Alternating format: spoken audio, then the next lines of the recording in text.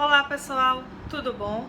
Meu nome é Jamile Jameiro, sou advogada no Brasil e em Portugal. Praticamente 5 anos em Portugal e 5 para caminhando para 6 no Brasil. E por conta disso mesmo eu venho compartilhar com vocês um pouco da minha experiência entre advogar em Portugal, tendo em vista que eu advogo não tão somente em Portugal. Mas se quiser saber mais, me acompanhe nesse vídeo.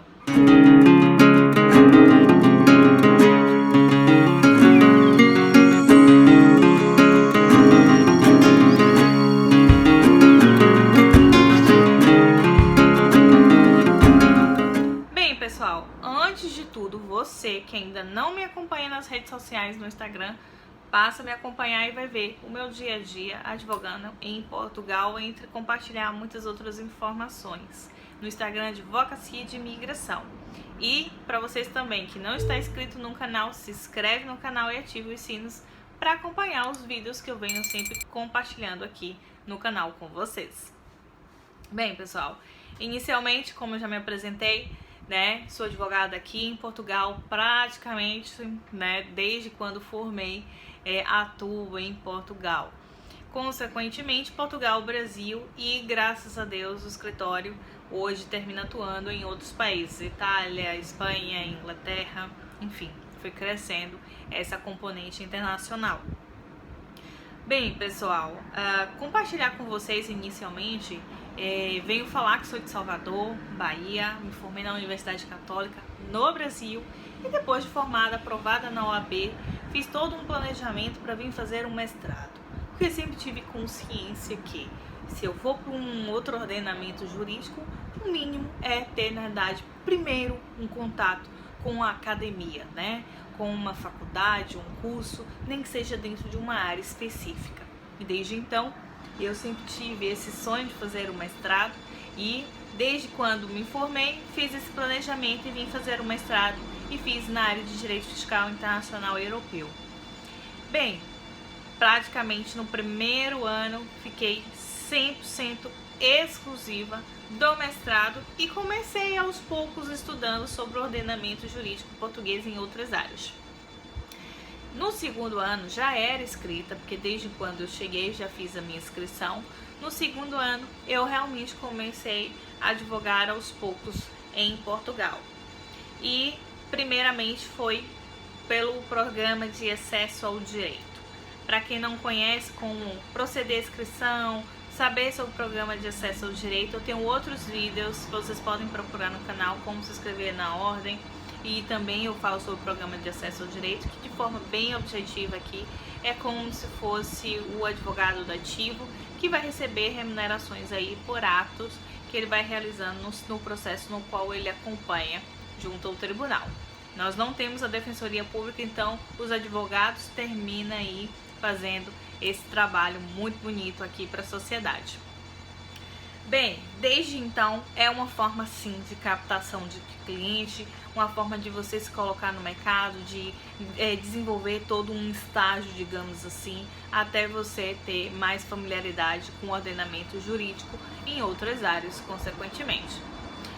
Bem, falando para vocês um segundo ponto, muitos jovens recém-formados têm às vezes esse receio de achar, eu não posso ir para um outro país assim, ou então Portugal, iniciar uma advocacia tendo em vista que eu nem consegui de fato ter experiência no meu país. Óbvio que as pessoas que já têm uma experiência, já têm uma carteira de cliente, já sabem como é a dinâmica da advocacia, vai ter uma segurança maior de reconstruir, a sua profissão, a advocacia, o seu escritório em Portugal ou em outro país. Mas, consequentemente, tem um outro ponto positivo. Vocês também não têm nada a perder, no caso das pessoas que já têm, 10 anos de advocacia no Brasil, já pensou? Eles vão ter que muitas vezes, alguns, vão ter que realmente fechar o escritório, abrir mão de boa parte da sua carteira de cliente. Então, é difícil você ter lutado, batalhado tanto e depois, de uma certa forma, ter que fechar, esse campo. Embora eu faça orientação em um programa que eu tenho de mentoria para advogado em Portugal, Inclusive vocês podem conhecer esse programa no Instagram, através também do meu site Advocacia de Imigração.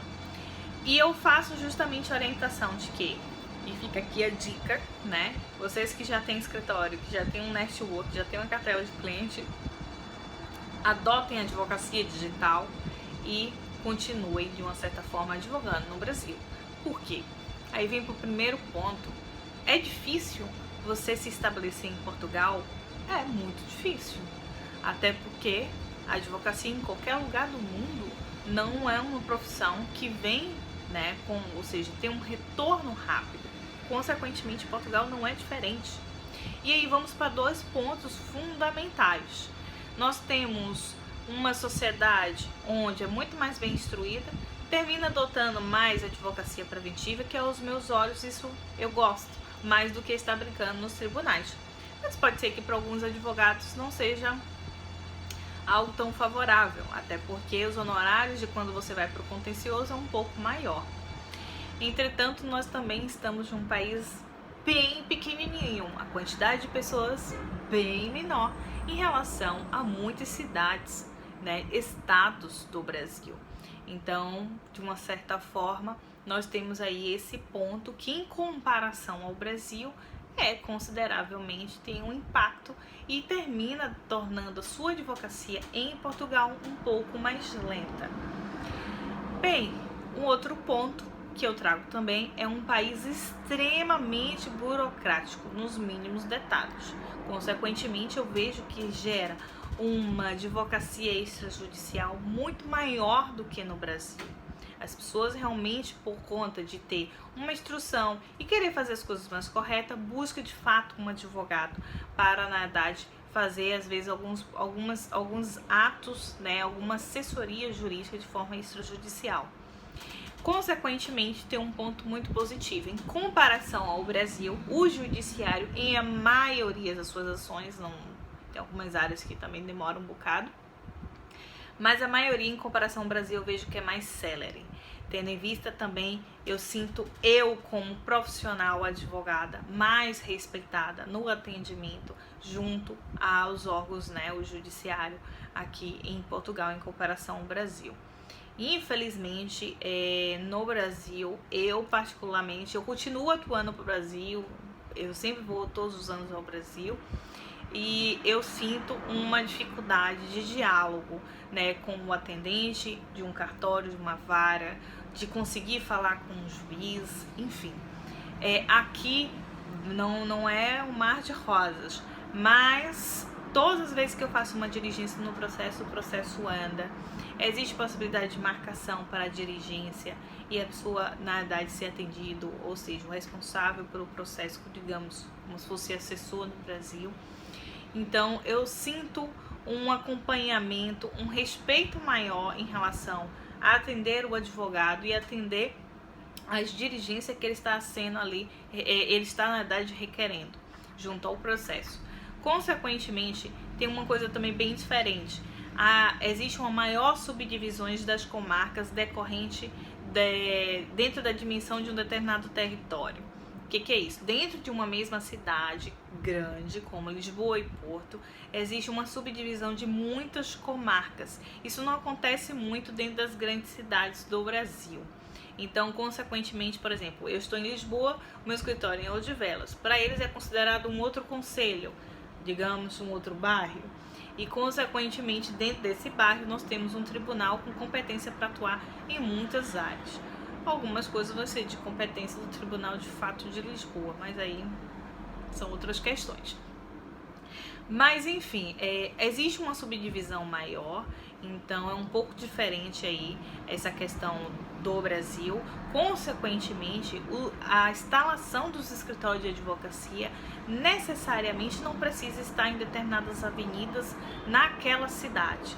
Então, você vê que tem uma quantidade de escritórios concentrados, às vezes nas avenidas principais de um determinado bairro, de um determinado concelho.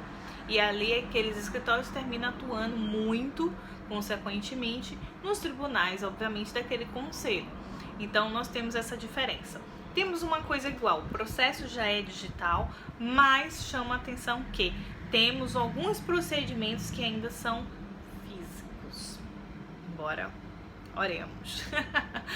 Algumas coisas ainda tem que ser protocoladas de forma física, enviada por fax ou AR, uma carta, né, registrada com aviso de recibo. Então, existem algumas dinâmicas da advocacia portuguesa que ainda tem um viés tradicional.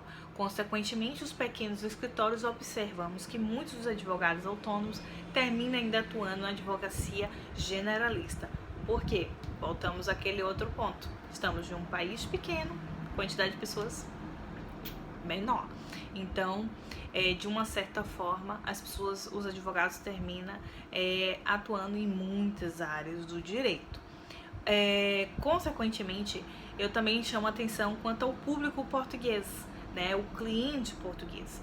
Eles também são tradicionais na hora de chegar. É muita indicação, é a questão de realmente já ter feito um trabalho com você através do acesso ao direito, consequentemente ele conhece o trabalho, gosta, e os outros trabalhos ele vai fazer contigo. Então é por isso que eu falo que é um programa excelente para quem está iniciando, para fazer um network e fazer uma cartela de clientes.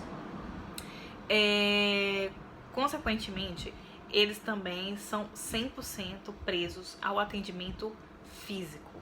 Então, realmente tem que ter um cuidado no atendimento. Eles realmente querem o advogado sempre presente. Eu falo isso porque eu atuo muito também na componente digital com outras nacionalidades e nacionalidades que terminam adotando melhor essa advocacia digital. Os brasileiros, os africanos, os americanos, enfim, outras nacionalidades terminam, na verdade, adotando. Os portugueses ainda são bem presos ao atendimento físico. Consequentemente, como eles gostam muito de você, você é o advogado dele para a vida, é o advogado da família, vamos dizer assim.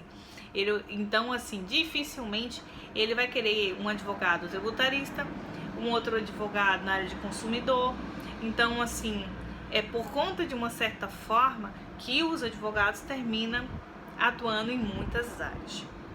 Principalmente, essa é uma realidade da advocacia autônoma, de um advogado de um pequeno escritório ou de forma autônoma. Temos escritórios grandes, obviamente, e cada um tem uns setores aí que termina atuando em áreas específicas. Consequentemente, aquela equipe termina trabalhando somente dentro de uma área, mas estamos falando de outras dimensões. Bem, eu acredito que essa é a maioria dos pontos, né, que eu posso chamar para vocês em relação à minha experiência e do que eu vivencio e observo. E um outro ponto para vocês é em relação ao mercado, né? O mercado, pronto, tem problema de todo tipo, tem algumas áreas que realmente dá bem menos em relação ao Brasil, mas eu também observo que o mercado é muito exigente na questão da preparação do profissional. Então, de uma certa forma, até por conta disso, a própria Ordem dos Advogados termina oferecendo muitas formações para nós. E por conta disso, eu chamo a atenção a vocês que estão vindo. Se vem para Portugal, vai ter que parar 1 ano, 2 anos para se preparar, para estudar, para se pôr em um período de estágio. E é fundamental, gente, vocês estão no país das universidades. Tem que fazer uma especialização, uma pós-graduação que seja de 6 meses, 8 meses, né? Um mestrado, ou quem sabe que já está mais avançado aí no doutoramento. Realmente, por conta de ser um país tradicional dentro da advocacia, convém você ter títulos. Não tão somente para buscar emprego, mas realmente para você ter um respaldo na hora de você colocar um escritório de advocacia em Portugal. Bem, pessoal, por fim, eu somente finalizo que gosto muito de advogar em Portugal. Acho que nós profissionais somos muito mais respeitados. Dificilmente eu tenho uma dificuldade de cobrar em relação aos clientes portugueses, tá? Eles têm uma conscientização de que uma consulta se paga, no início de um processo existe um valor de honorários ali a ser pago. E infelizmente isso é uma realidade que não acontece no Brasil. E por conta disso eu vejo que muitos advogados estão desestimulados da advocacia no Brasil. Mas eu volto a um ponto que eu sempre falo no Instagram: a culpa é da nossa categoria.